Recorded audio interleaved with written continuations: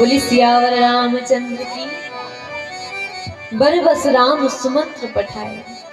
जाने की इच्छा नहीं है, लेकिन राम जी ने बार बार कहा है, और जब बार बार राम जी ने कहा तो आज ना चाहते हुए भी सुमंत्र जी वहां से वापस जाते हैं। और जब सुमंत्र जी वहां से वापस चले गए, तब यहाँ पर भगवान आगे बढ़ते हैं, गंगा जी के तीर पर आए। और गंगा जी के जब तट पर आ गए भगवान, वैसे तो सारे प्रबंध करते हैं लक्ष्मण जी, लेकिन आज भगवान ने देखा कि केवट विराजमान, केवट बैठा हुआ है और केवट देख रहा है कि भगवान आ रहे हैं, लेकिन ऐसे केवट देख भी रहा है और ऐसे बैठा है कि मानो कुछ जानता ही नहीं, कुछ नहीं जानता कि ये कौन आ रहे हैं, कहां से आ रहे हैं, इनका परिचय क्या है, किस लिए आ रहे हैं, जैसे कुछ नहीं जानता, वैसे चुपचाप बैठा हुआ है। राम जी देखते हैं तो मुस्कुरा करके लक्ष्मण जी से कहते कि भैया अभी तक तो सारे प्रबंध आपने किए, एक काम कीजिए, अब आगे के जो प्रबंध होंगे वो प्रबंध मैं करना चाहता हूँ, अब आप पीछे हटो, आगे का नौका का प्रबंध मैं करता हूँ। लक्ष्मण जी ने कहा कि तो भैया क्या मेरी सेवा में कोई कमी रह गई है, क्या मैं प्रबंध अच्छे से कर नहीं पा रहा हूँ, क्या मैं सेवा अच्छे से नहीं कर पा रहा हूँ? भगवान ने कहा नहीं नहीं लक्ष्मण, ऐसी बात नहीं है, बस मेरी इच्छा है कि कभी अगर तुम व्यस्त हुए तो मुझे आवश्यकता पड़ गई तो क्या मैं काम कर सकता हूँ, मैं किसी वस्तु की कामना यदि करूंगा तो क्या उसका प्रबंध मैं कर सकता हूँ, इसीलिए मेरी इच्छा है। और जब ये देखा तो केवट समझ गया इतने सरल तो मेरे राम जी ही हो सकते हैं। राम जी पहुंचे और पहुंच करके राम जी ने देखा केवट बैठा हुआ है तो बड़े प्रेम से नाव मांगी है, लेकिन भगवान नौका मांगते हैं, केवट क्या कह देता है, मांगी नाव न केवट आना, कहे तुम्हार मरम में जाना। भगवान बड़े प्रेम से बोलते, अरे भैया हमें पार जाना है, एक काम कीजिए, आप यहाँ पर हैं तो अपनी नौका लेकर के आइए और हमें पार करा दीजिए, पार जाना चाहते हैं। कौन हो तुम, कहाँ के हो? ये बड़ा सुंदर गीत है। भगवान जिस समय बुलाते हैं केवट को, तो केवट बिल्कुल अनजान बन के भगवान से कहता नहीं नहीं नहीं नहीं, मैं तो आपको जानता भी नहीं। कौन हो तुम, कौन हो तुम, कहाँ के हो, क्यों मुझे बुलाते हो? कौन हो तुम, कहाँ के हो, कौन हो तुम, कहाँ के हो, क्यों मुझे बुलाते हो? कौन हो तुम,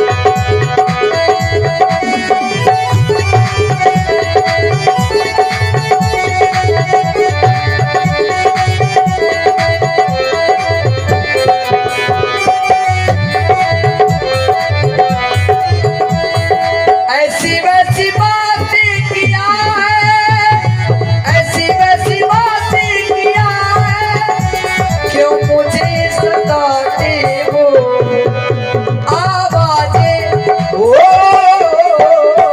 आवाजें लगाते हो, क्यों मुझे सताते हो, कौन हो तुम कहाँ के हो, कौन हो तुम कहाँ के हो, क्यों मुझे बुलाते हो आवाजें लगाते हो,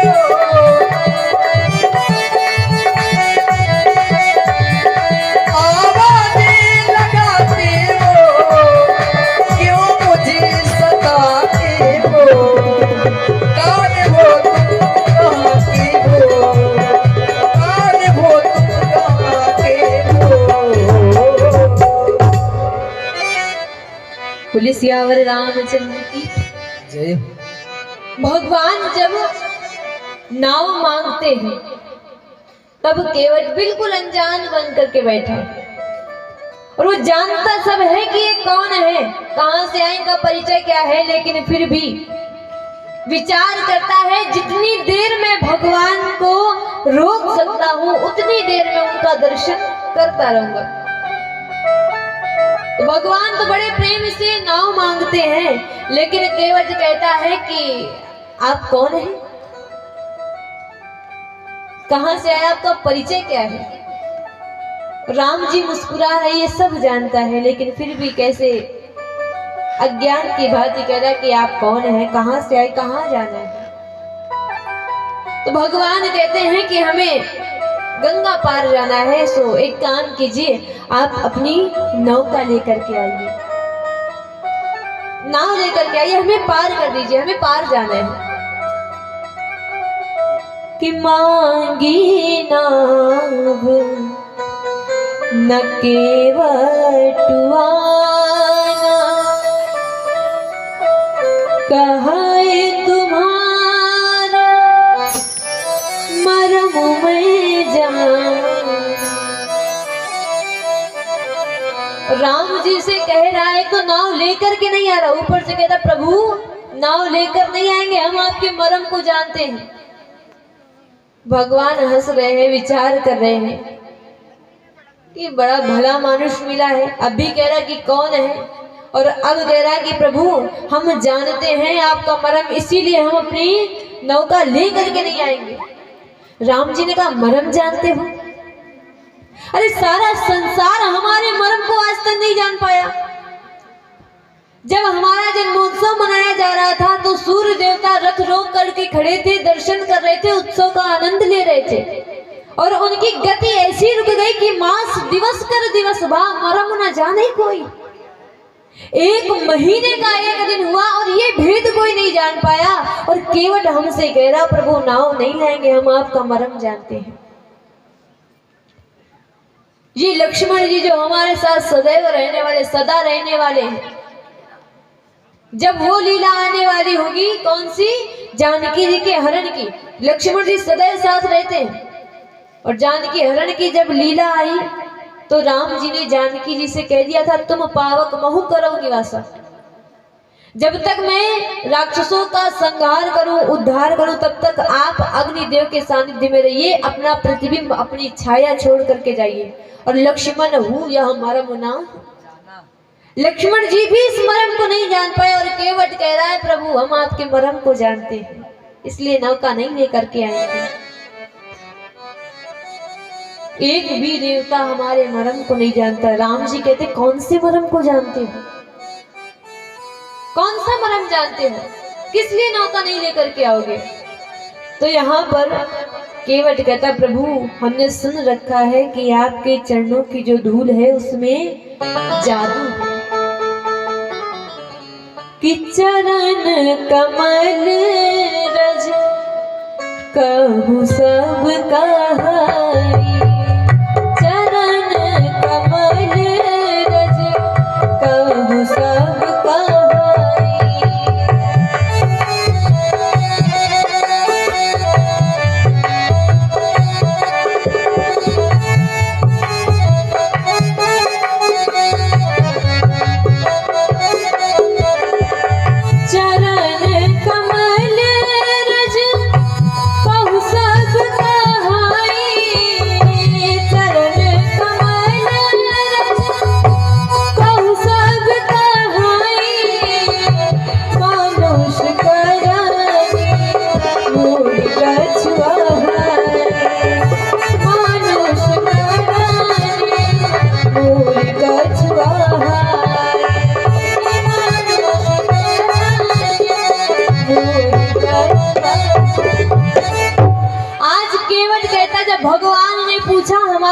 कौन से मर्म को जानते हो?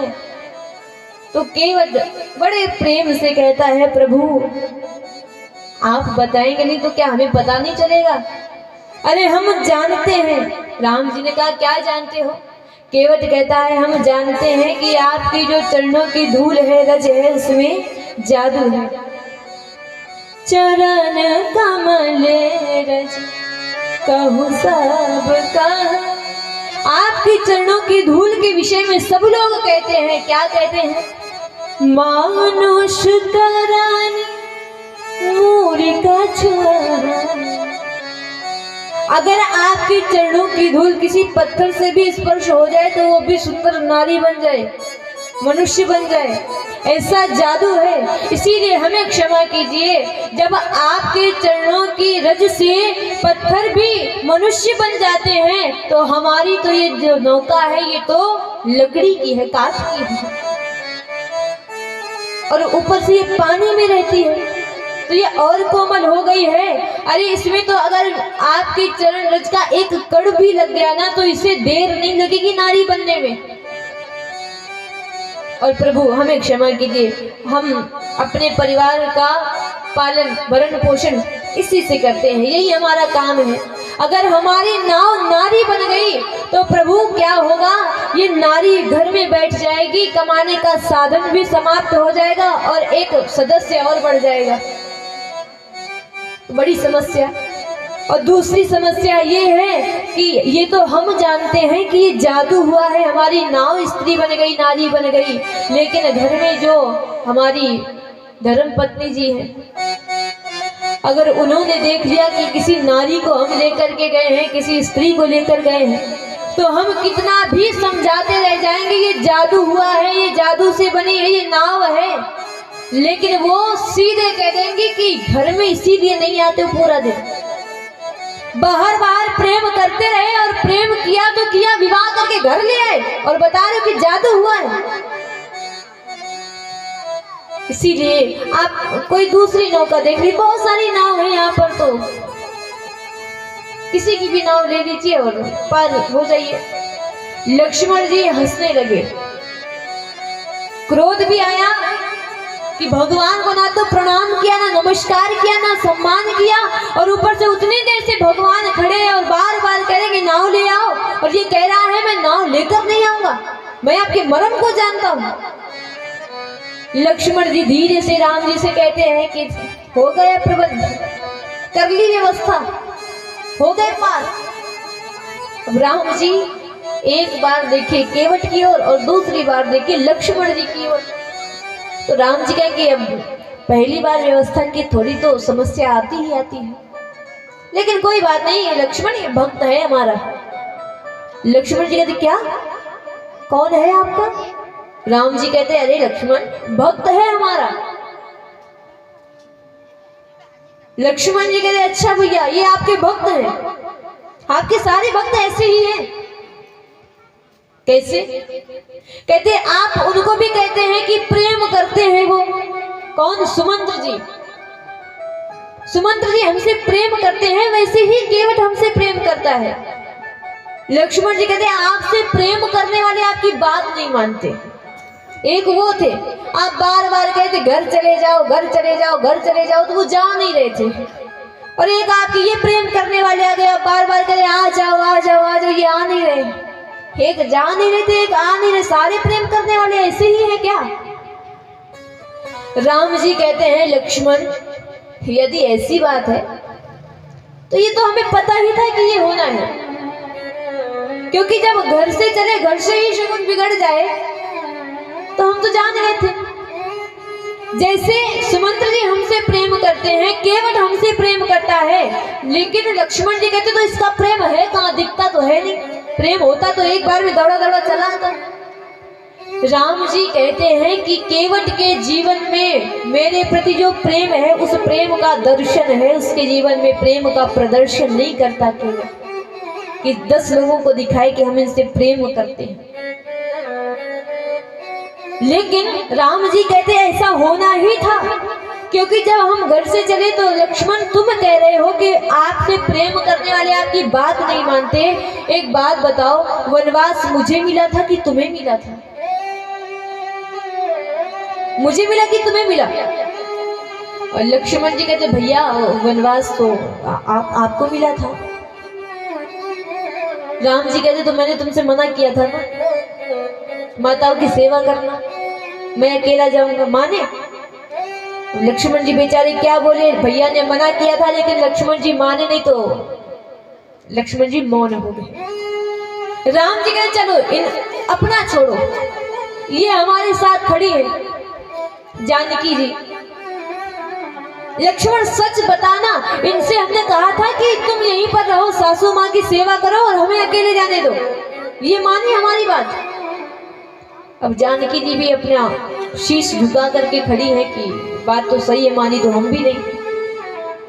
तो भगवान करे जब घर से ही घर वाले ही बात नहीं मानते हैं तो बाहर वाले कैसे मान लेंगे?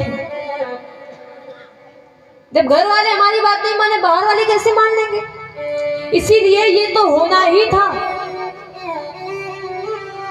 अब तो यहाँ पर लक्ष्मण जी खड़े, तो भैया अब क्या करें? तो भगवान कह रहे प्रबंध कर तो रहे हैं, देखो आता है तो आ जाए। फिर से भगवान ने कहा कि पार जाना है केवट, आ जाओ, और कोई जादू वादू नहीं होता है। केवट ने कहा प्रभु जादू नहीं होता है? अरे हमने सुन रखा है कि आप जब जा रहे थे जनकपुर तब मार्ग में एक आपको आश्रम दिखाई पड़ा था, वहां पर एक शिला दिखी। अरे प्रभु हुआ क्या कि छुअत शिला भई नारी सुहाई, छुअत शिला भई नारी सुहाई।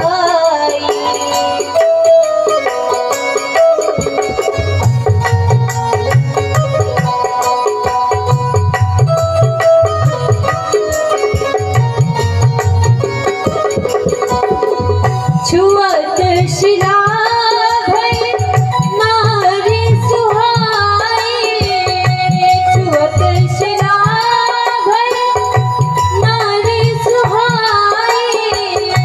पावन तेरा काट कठिनाई, पावन तेरा काट कठिनाई।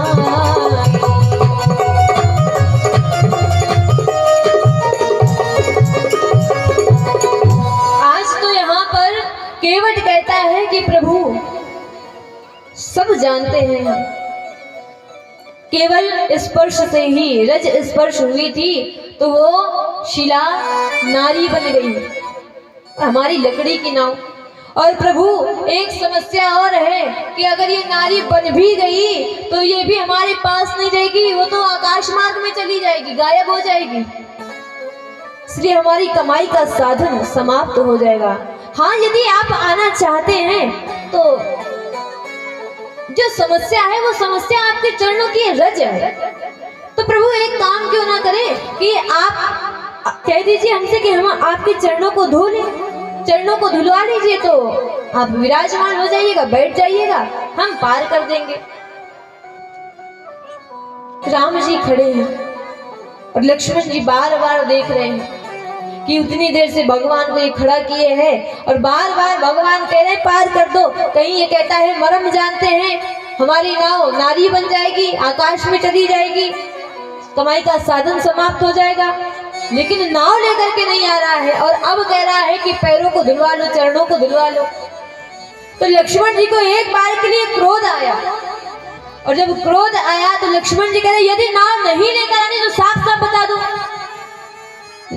लक्ष्मण जी की बात सुनकर के केवट मौन होकर के खड़ा है कि हम प्रभु से कह रहे हैं कि हम तो अनाथ हैं और यदि इच्छा हो पार जाने की तो हमारी कोई समस्या नहीं है, कोई दूसरा नाविक आएगा उसको बिठा करके पार कर देंगे, लेकिन यदि आपको जाना है तो आपको अपने चरण धुलाने पड़ेंगे, बिना चरणों को धोए मैं पार नहीं लगाऊंगा।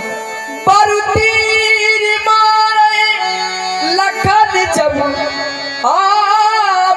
तीर मारे लखन पे जब लगना पाप पखारी हो, तब लगना तुलसीदास नाथ कृपाल पर उतारी हो, तब लगना तुलसीदास नाथ कृपाल पर उतारी हो।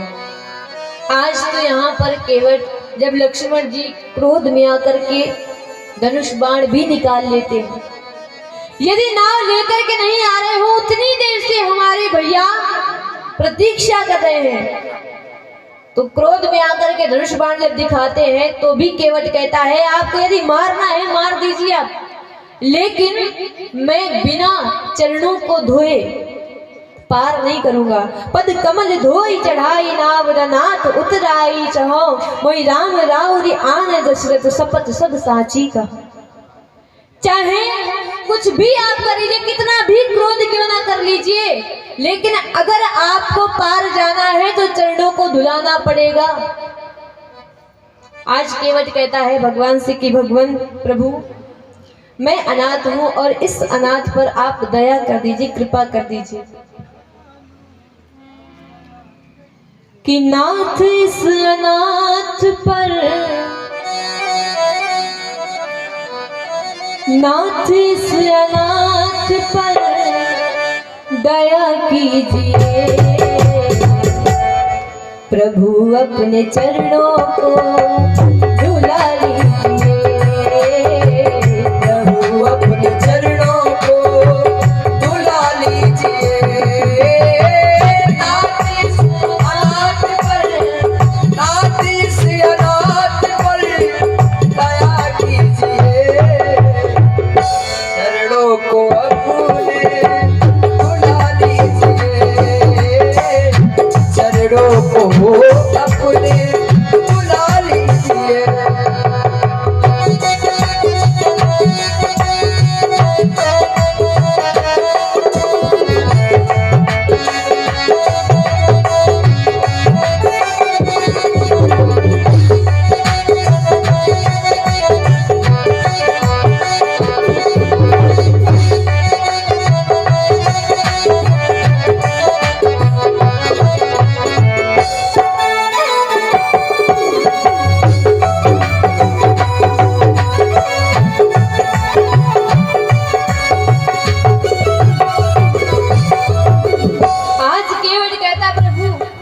यदि आप आ ही गए हैं घाट पर तो हमारे थोड़ा और सा करीब आ जाइए, और थोड़ा और करीब आकर के अपने कोमल कोमल चरण आगे कर दीजिए, तो हम आपके चरणों को धोने पखार और अपने ये कोमल कर हाथ हमारे शीश पर माथ पर रख दीजिए।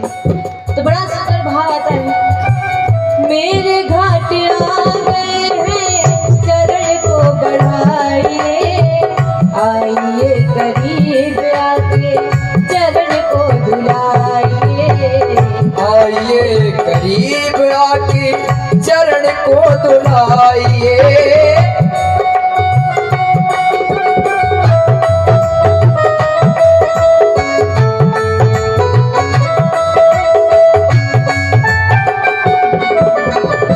मेरे घाट आ गए हैं चरण को धुलाइए, आइए करीब आके चरण को धुलाइए, आइए करीब आकर चरण को धुलाइए, हाथ मेरे माथ पर, हाथ मेरे माथ पर रख दीजिए, प्रभु अपने चरणों को धुला